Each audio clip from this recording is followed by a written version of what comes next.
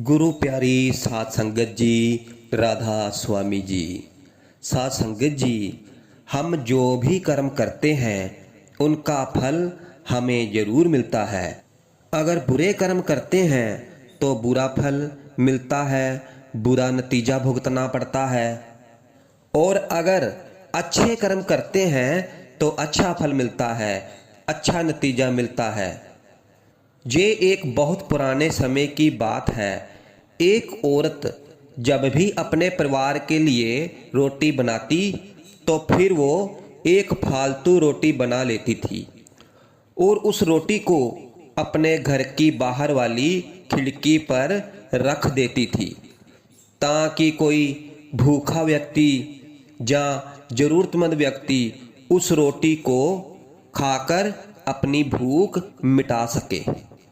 और वो औरत रोज ही ऐसे करती। जब भी रोटी बनाती तो एक रोटी उस खिड़की पर रख देती और एक बूढ़ा फकीर दोपहर में उस खिड़की के पास से गुजरता और उस रोटी को उठाकर ले जाता और जाता हुआ ये बोलता कि जो आप बुरा करते हैं तो आपके साथ रहता है, और अगर आप अच्छा करते हैं तो उसका फल अच्छा होता है। और ये सिलसिला काफ़ी समय तक चलता रहा।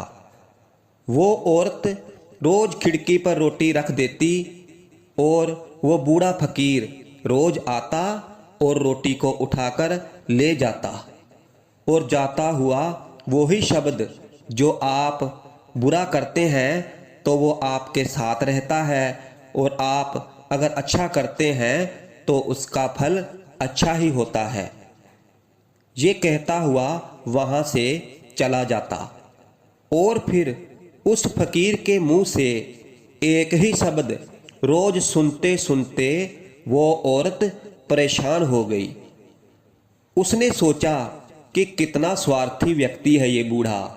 मैं रोज इसके खाने के लिए रोटी रखती हूँ और ये रोटी उठाकर ले जाता है, लेकिन आज तक इसके मुंह से धन्यवाद का एक शब्द भी नहीं निकला।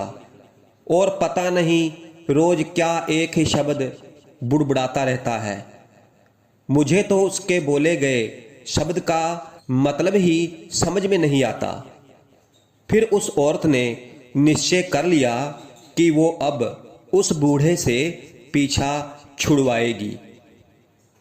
इसके लिए उसने एक तरकीब सोची। उसने अगले दिन उस बूढ़े की रोटी में जहर मिला दिया और उस रोटी को खिड़की पर रखने के लिए जाने लगी।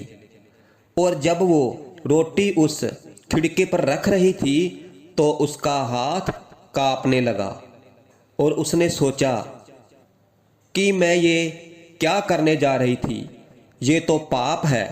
फिर उसने उस रोटी को उठाकर चूल्हे में फेंक दिया और वो रोटी जलकर राख हो गई। और फिर उसने उस बूढ़े फकीर के लिए दूसरी रोटी बनाई और उसे उसी खिड़की पर रख दिया। और फिर रोज की तरह बूढ़ा फकीर आया, रोटी को उठाया और शब्दों को बोलकर, आप अगर बुरा करते हैं तो वो हमेशा आपके साथ रहता है, और अगर आप अच्छा करते हैं तो फिर उसका फल अच्छा ही मिलता है। और उस औरत के मन में चल रहे युद्ध से अनजान वो बूढ़ा फकीर अपने रास्ते पर आगे बढ़ गया। और हर दिन जब वो औरत खिड़की पर रोटी रखती थी तो अपने बेटे के लिए प्रार्थना भी करती थी, जो अपने काम की तलाश में दूर के एक नगर में गया हुआ था। कई महीने गुजर गए थे, लेकिन उस औरत को अपने बेटे की कोई खबर नहीं मिली थी। वो रोज रोटी रखकर अपने बेटे की ठीक कुशल मंगल वापस घर लौटने की प्रार्थना करती थी। फिर उसी शाम उसके दरवाजे पर दस्तखत हुई और जैसे ही उसने दरवाज़ा खोला तो क्या देखती है कि दरवाजे पर उसका बेटा खड़ा है। और फिर वो अपने बेटे को दरवाजे पर खड़ा देखकर हैरान हो गई, क्योंकि वो बहुत ही कमज़ोर हो गया था और उसके कपड़े फटे हुए थे। वह भूखा और कमज़ोर लग रहा था। और जैसे उस लड़के ने अपनी माँ को देखा तो वो बोला कि माँ, मैं जो आज तुम्हारे सामने खड़ा हूँ, ये एक चमत्कार ही है कि मैं आज जिंदा हूँ। क्योंकि जब मैं घर से 1 मील दूर था तो भूख के मारे मैं इतना कमज़ोर और व्याकुल था कि मैं चक्कर खाकर गिर पड़ा और मेरे अंदर 1 कदम चलने की भी हिम्मत नहीं थी। मैं तो आज मर ही जाता। लेकिन तभी एक बूढ़ा फकीर वहाँ से गुजरा, तो फिर मैंने उससे एक निवाला खाने के लिए मांगा, लेकिन उसने मुझे खाने के लिए पूरी रोटी दे दी और वो बोला कि मैं भी रोज़ एक ही रोटी खाता हूँ, लेकिन मैं आज ये रोटी तुझे दूंगा, क्योंकि आज रोटी की ज़रूरत मुझसे ज़्यादा तुझे है। फिर माँ ने पूछा, बेटा कौन था वो बूढ़ा? फिर बेटा बोला, माँ मुझे ये तो नहीं पता कि वो कौन था, लेकिन जब वह मुझे रोटी देकर जाने लगा तो बोल रहा था कि अगर आप बुरा करते हो तो वह आपके साथ रहता है, अगर आप अच्छा करते हो तो उसका फल अच्छा ही होता है। और फिर ये सब सुनते ही उसकी माँ का चेहरा एकदम से पीला पड़ गया और वो सदमे में आकर नीचे गिर गई। और फिर उसे वह जहरीली रोटी याद आ गई जो उसने आज सवेरे बनाई थी। वो सोचने लगी, अगर वह उस रोटी को आग में ना जलाती तो उसका ही बेटा उस रोटी को खा जाता और मर जाता। और फिर उस औरत को उस फकीर की बात समझ में आई कि अगर आप बुरा करते हो तो वह आपके साथ रहता है, और अगर आप अच्छा करते हो तो उसका फल अच्छा ही होता है।